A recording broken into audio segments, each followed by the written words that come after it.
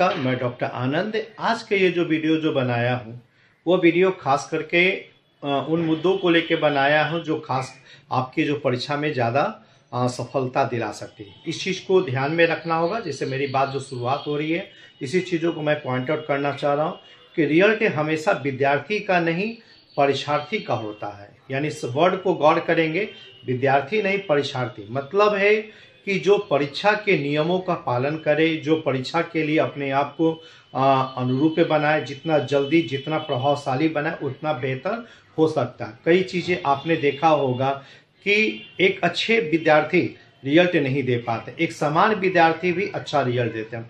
तो मतलब होता है सीधा, इसका अर्थ यही होता है कि आप परीक्षा के नियमों को कितना अच्छा पालन किए, परीक्षा के लिए आप अपने आप को कितना बेहतर तरीके से तैयार किए। इसीलिए कहा जाता है परीक्षार्थी रिजल्ट होता है। उसी चीज़ों को, रणनीति को लेकर के मैं आज चर्चा करना चाहता हूँ। परीक्षार्थी आज जो पीटी जो रविवार 16 दिसंबर को होने जा रहा है, इस रिजल्ट में क्या हो सकता है। आपकी जो तैयारी थी वो तैयारी लगभग आपकी हो चुकी है। अब वो तैयारी को किस रूप में, परीक्षार्थी के रूप में आप अपने आप को प्रयोग करें, उस चीज़ को ध्यान में रखें। 16 तारीख जैसा रविवार है, जैसा आप सभी लोग को पता है, परीक्षा है। 12 बजे से आपका एग्जाम है। 2 घंटे का प्रयोग किस रूप में करें और क्या उसमें किया जाए, क्या नहीं किया जाए। तो सबसे पहले आपको शनिवार से ही रह करके मैं कहना चाहूँगा कि आप खान पान, नींद इस रूप में लें ताकि कि संडे के परीक्षा में आप कहीं प्रभावित ना हो। अगर आपकी यात्रा वहाँ पर जा रही हो, या एक दिन पहले पहुंचने का कोशिश करें, या सुबह अगर आप जा रहे हैं, सेंटर को जा रहे हैं, तो मानसिक थकान नहीं होने दें। तीसरी महत्वपूर्ण चीज़ है कि परीक्षा के लिए अपने आप को हमेशा माइंड सेट करें ताकि कोई बाहरी व्यवधान ना आ पाए। यानी इसको कहते आत्मचिंतन, आत्ममंथन, आत्मनियंत्रण जो वर्ड आता है यहाँ इसी चीज़ों को लेकर के है कि आप अपने आप में रहें। यानी कि 2 बजे तक आपको एक तरफ से मानसिक योगा करनी होगी कि जिसमें बाकी बाहरी बातों को, घर परिवार समाज, इस सारी चीज़ों को छोड़ना होगा। केवल आपको अपने आप को आत्मनियंत्रण करने की कोशिश करिए। ये चौथी पॉइंट थी।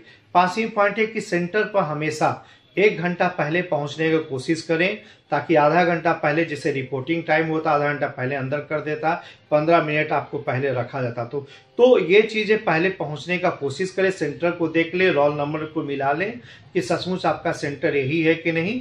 उसके बाद फिर है कि सेंटर जब पहुंचते हैं तो 15 मिनट पहले आपकी कॉपी दे दी जाती है, OMR शीट दे दी जाती है, उसको लिख लें। और करीब मेरा अपना मानना है कि केवल आप उसी चीज़ों को देखें, समझें और आत्मनियंत्रण करने की कोशिश करें। 15 मिनट को अपने आप मानसिक दृष्टि से अपने आप को एज यूजुअल बनाएं ताकि प्रश्नों के रूप में आप हो सकें। किसी अन्य की चीज़ें नहीं, बातचीत करने की कोशिश नहीं करें। अपने आसपास जा देख ले, कोई चीट नहीं हो, इन चीज़ों को देखेंगे ताकि प्रश्न जैसे ही मिले, यानी घंटी बजता है, 12 बजता है, तो आपको प्रश्न जो मिलना शुरू होता है ताकि आप प्रश्नों के साथ ही सबसे पहले आप ये आंसरिंग करना शुरू कर दें। ये चीज़ हैं और ताकि क्वेश्चन समझने में, माइंडसेट करने में कोई कहीं कठिनाई नहीं है। क्योंकि टाइम होते के साथ ही 120 मिनट का टाइम बड़ा कीमती है और से 120 मिनट का प्रयोग करें। यहाँ एक चीज़ मैं कहना चाहता हूँ, कई लोग इसमें यूरिनल के लिए बाहर जाते हैं, लेकिन कोशिश कीजिए कि ये 120 मिनट मिला है, इसमें आप कहीं बाहर नहीं जाएं। बाहर अगर जाते हैं तो मात्र 5 मिनट के लिए आप जा रहे हैं, लेकिन आप महसूस करेंगे कि आपको 15 मिनट लगभग डिस्टर्ब हो रहा है कि 2 मिनट जाने में, 2 मिनट आने में। फिर इसके बाद होता है ये माइंड सेट करने में, इसलिए 15 मिनट का समय लग जाता है। तो इसी चीज़ों को रोकना है। अब रही बात बनाने की बात, बनाया कैसे जाए सवालों को। तो जो भी सेट मिला, सबसे पहले ऊपर से लेकर के नीचे तक, मतलब लगातार प्रश्नों को बनाते लगातार शुरू कीजिए। यानी पहला से लेकर के लास्ट जो मोस्ट कॉमन, यानी हम लोग का सलाह हमेशा होती है कि आप 3 स्तरीय स्तर से बना सकते हैं। जैसे पहला है कि बनाना शुरू, ये क्वेश्चन पढ़िए, बनाना शुरू कीजिए और इसमें जो मोस्ट लॉलीपॉप जो क्वेश्चन आता है उसको सबसे पहले आप बनाते चले। यानी एक तरह से लेकर के 1 से लेकर 150 सवालों तक आप बना लेंगे।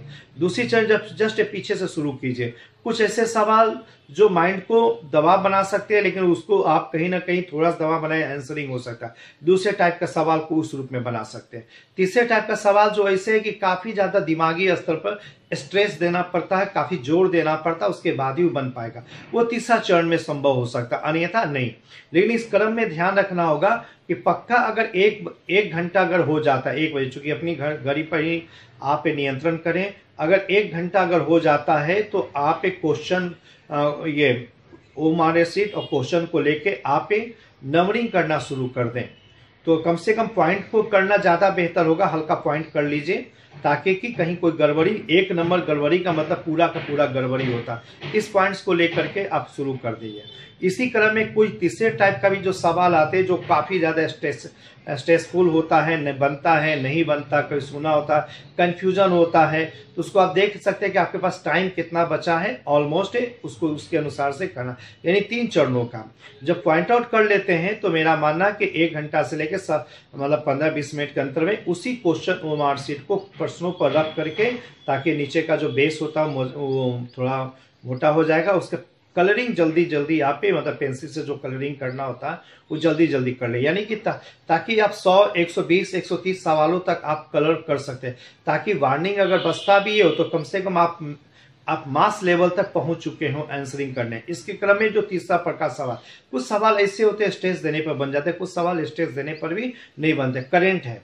लेकिन मेरा मानना है कि उन सवालों को लास्ट में ही बनाया जाए, यानी 1.5 घंटा के बाद को ही देखा जाए, उससे पहले माथापच्ची नहीं करें, क्योंकि बहुत परेशानी होगी। और एक नेगेटिव चीजें, कई जो पॉजिटिव जो क्वेश्चन आ रहा है उसमें कहीं ना कहीं आपके लिए नेगेटिव हो सकता है, इसलिए इसको बात को ध्यान में रखना होगा।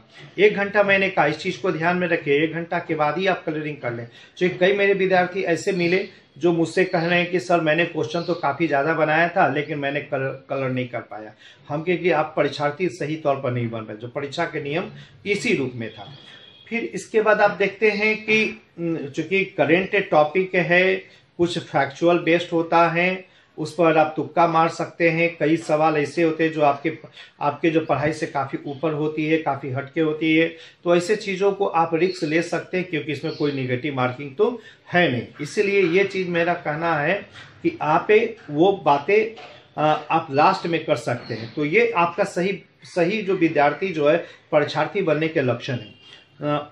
दूसरी चीजें, वार्निंग जब हो जाती है तो वार्निंग के समय आप एक चीज को देख लीजिएगा कि आपका सही तौर पर कॉपी भरा हुआ है कि नहीं। क्योंकि वहां देखिए सबसे पहले एक चीज मैंने देखा प्रॉब्लम में कि टोटल चीज तो भर लेते हैं, चूंकि 15 मिनट पहले जो बैठा था 11:15 से 12 के विषय तो भर लेते हैं, लेकिन प्रश्न मिलते के साथ ही आपको सेट बैठाना हो, सेट करना होता, लिखना होता, वो जनरली लोग छूट जाते हैं। इसीलिए आंसरिंग जो मूल्यांकन होता है जो आयोग में, उस समय आपका चूंकि सेट नहीं तय होता तो पता नहीं चलता कि आपका ए सेट के आधार पर किया जाए या बी सेट। तो ऐसे परिस्थिति में कहीं ना कहीं परिणाम बाधित हो जाता है। तो वार्निंग का टाइम उसी रूप में रखिए कि जो आप सारे चीजों को देख लीजिए, माइंडसेट कीजिए कि जो चीजें जो होनी चाहिए, बुनियादी चीजें जो होनी चाहिए उसको आप किए कि नहीं। तो आज से हम इसी रूप में सलाह देना चाहेंगे। और लगभग आप 2 बजे के आसपास जब आप निकले तो ज्यादा लोगों से डिस्कशन नहीं करें, क्योंकि आपके पाले में जो गेंद था उसने आपने दे दिया। घर आने का शांतिपूर्ण तरीके से प्रयास करें और इसके बाद आप मिला सकते हैं। मैं डॉक्टर आनंद राज, और मैं आपके दावा करूंगा लगभग 3 बजे तक मेरा कुछ आंसरिंग जो होगा यूट्यूब पर मेरा मौजूद हो जाएगा। मेरा सब्सक्राइब पर जरूर मेरे चैनल को सब्सक्राइब जरूर कर लेंगे, क्योंकि कई जो चीजें जो विवादास्पद चीजें वो चीजों को भी मैं लगभग 1 घंटा का अंतराल में दे दूंगा। आज के लिए इतना ही, धन्यवाद।